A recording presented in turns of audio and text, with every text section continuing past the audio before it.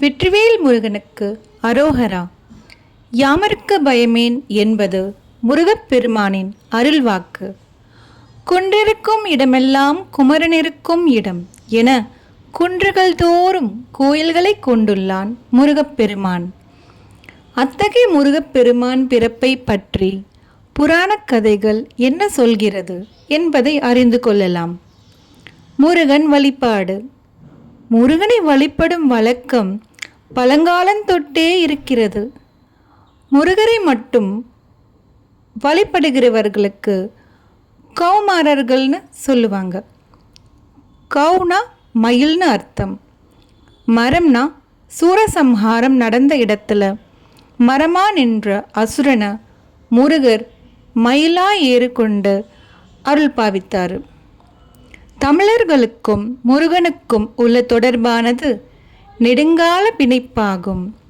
தமிழர்கள் எங்கு செல்கிறார்களோ அங்கெல்லாம் முருகனை மறவாமல் கொண்டு சேர்ப்பர்.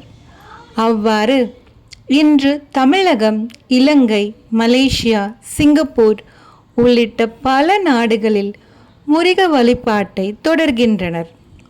முருகப்பெருமான் தமிழர்களின் ஒப்பற்ற தெய்வமாக கருதப்படுகிறார். தொல்காப்பியரின் கூற்றுப்படி தொன்மையான தமிழர்களின் நிலத்தினை 5 வகைகளாக பிரிக்கப்பட்டு வழிபாடுகளில் முருகன் சேயோனாக வருகிறார். சேயோன் குறிஞ்சி நிலத்தலைவரானவர்.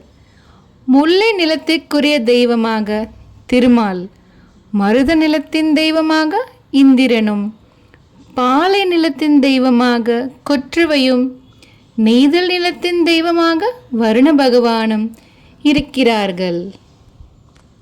இது போன்று ஆன்மீக தகவல்களை தெரிந்து கொள்ள சேனலை சப்ஸ்கிரைப் செய்யவும். நன்றி, வணக்கம். வெற்றிவேல் முருகனுக்கு அரோகரா.